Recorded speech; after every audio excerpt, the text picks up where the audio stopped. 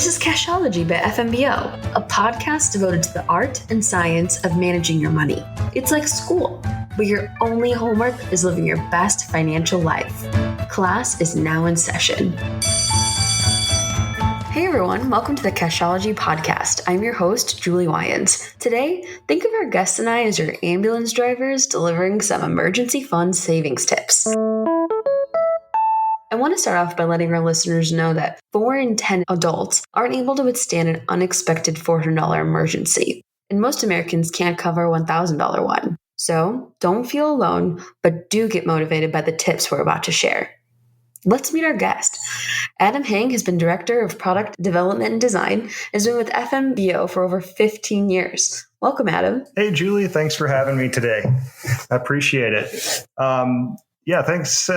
Thanks for talking about product development design. That's a little bit of an interesting title. And what I wanted to do is just explain a little bit about what that means. So if I were to break it down, my job and my focus is to achieve our business objectives for our organization by solving the most important customer needs. That's what product development design is all about. Really cool. Very important job. And we're really happy to have you and learn about emergency savings. Let's start off with diving into what exactly emergency savings is. Excellent. So before we talk about emergency savings, what I'd like to do is talk about what a financial emergency is, because that definition really is pretty broad.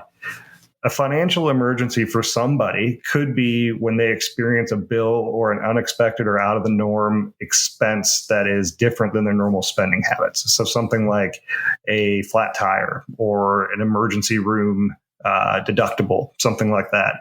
But it can also be, and maybe more traditionally is defined as something when there's a large disruption of income, maybe for 3 to 6 months or something, and that dollar amount tends to be a lot higher than the other. But the important thing to know is that a financial emergency really can be a wide range of things, and the impacts are both very similar.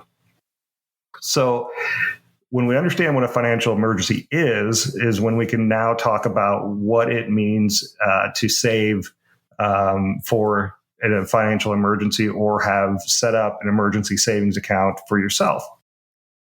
So much like the definition of a financial emergency savings, what I've found in my research, is also pretty broadly defined. Again, some folks consider it right away as 3 to 6 months of savings of their income from their job, which again can be a significant amount of cash. But on the other hand, it can be just an amount set aside for a sort of a surprise expense that pops up that you're really not ready for. But in both scenarios, the importance of earmarking savings is very crucial. The amount of that savings really can vary depending upon the person and the situation. I definitely have experienced an emergency event in regards to my car. I definitely don't know a lot about my car. And it seems like every time I go to a mechanic for an oil change or to see what that noise is, it always ends up being more money than I anticipated. So in that regard, I think I understand why an emergency savings account is necessary, because the bill always ends up being a lot of money. Well, you're right. First and foremost, what I would say is that unfortunately, most everybody is going to experience a financial emergency in their lifetime. It just really depends on how large that emergency is. What's alarming to me is that the Financial Health Network's Financial Health Pulse report told me that 40% of Americans don't plan ahead financially. And to me, that's something that is pretty easy to start doing and super important. So even if you don't think it's going to happen to you, you should still work to be as prepared as possible to cover those emergency expenses should the situation arise. One thing I'd like to get out of the way also is that an emergency situation can bring about a lot of feelings. And if you don't have the savings set aside to utilize your own liquid funds, you don't have to feel bad about using credit if that's the option you need to do. Or you shouldn't even feel bad about dipping into your savings. That's what it's there for, and that's what you built it for. But if you are going to have to use loans and you do choose to use a lending option, make sure you explore the options that are right for you and best for you, whether that's calculating what the monthly payment's going to be, what the interest rate is over time, maybe upfront fees you may incur, whatever it is, figure out what loan type might be right for you. And secondly, what I would consider even more important is when you pay for that financial emergency situation, make sure you get back on track as quickly as you possibly can. So pay off that loan, put money into your savings, build that savings back up to the point of where you feel comfortable again. So, Adam, is there a magic formula that exists? I mean, what percentage of my paycheck should I be putting in a month? Is there a certain dollar amount? What should I do? Yeah, great question. And if I only had a crystal ball, I think I'd be making a lot more money myself. But no, I don't think there's any specific number that is right. I think that goals need to be personally and situationally specific for you. Don't lose sight necessarily of the fact that goals can be very short term. So if you're having trouble putting away $50 a month, aim for 25. Saving and being prepared for even a $500 emergency can be just as important as saving up for 6 months of income loss. They're both very important and they're both very personal to you. When you think about long-term goals, really take into consideration what your income and expenses are, because your own goal can vary quite widely.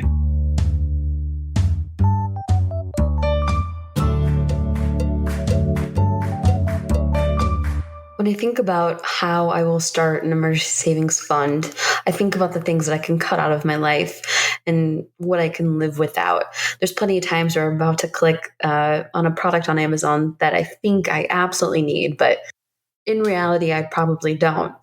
I actually found a stat that the average American spends nearly $18,000 per year on things they don't really need. And at the top of the list is eating out or takeout, which actually wasn't a very surprising stat to see because I'm susceptible to that.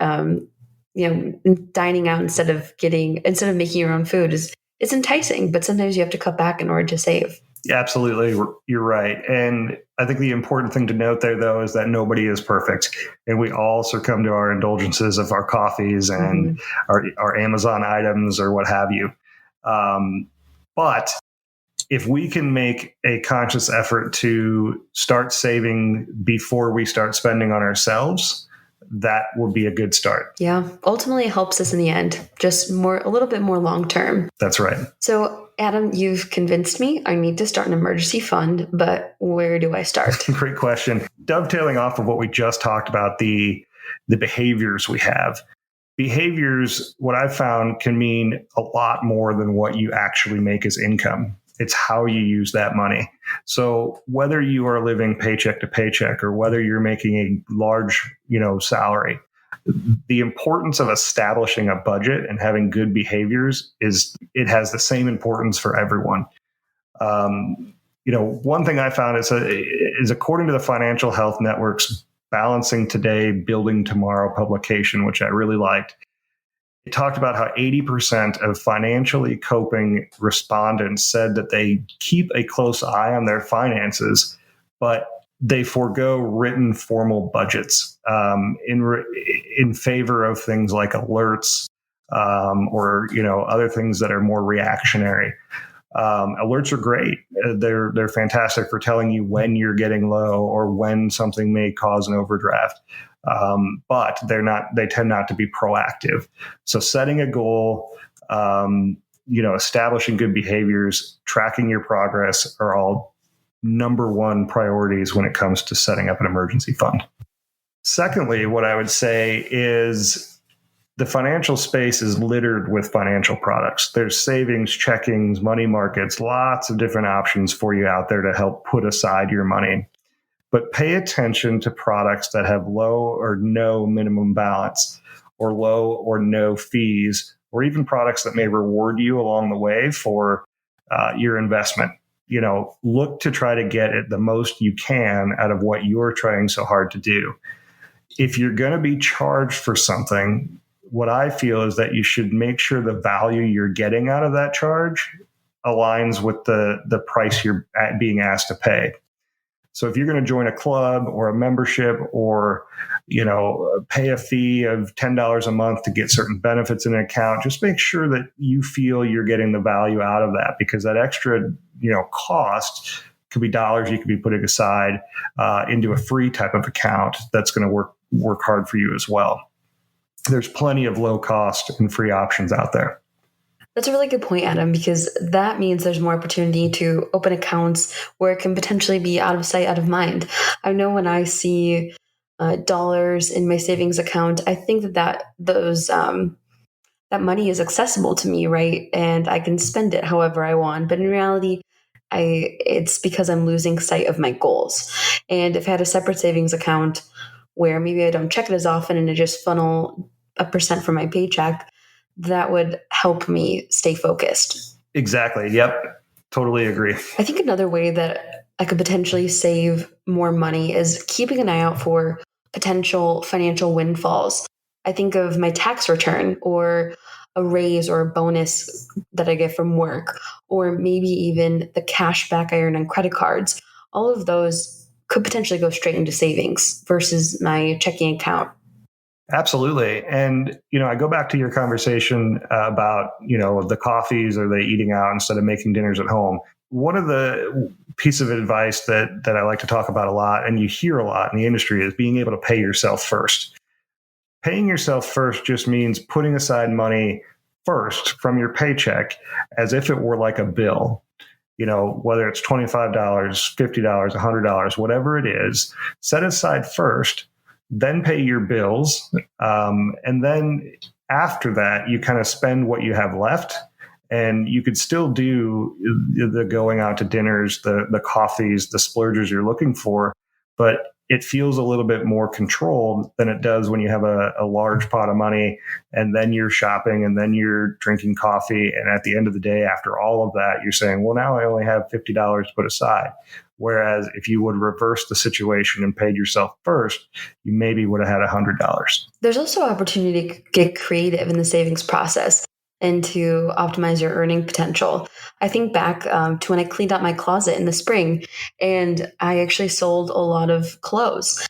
And there are a lot of sites where you can sell your unused items like OfferUp, eBay, Swaps, and even looking on a Facebook Marketplace for items that may be a lower cost than what you can find at a store. I know I did that recently for houseplants. So that was really exciting to find a houseplant for a very small portion of the cost it would have been at a store. Yes, absolutely. So thanks, Adam, so much for joining us today. You're welcome. This was fantastic, Julie. I hope the audience enjoys it and learns a little bit. It was a pleasure speaking with you. Yeah, thank you so much, Adam. Everyone, all of our listeners, if you want to find more info on savings accounts, go to FNBO.com. And don't forget to subscribe to this podcast to keep an eye out for future episodes coming your way soon.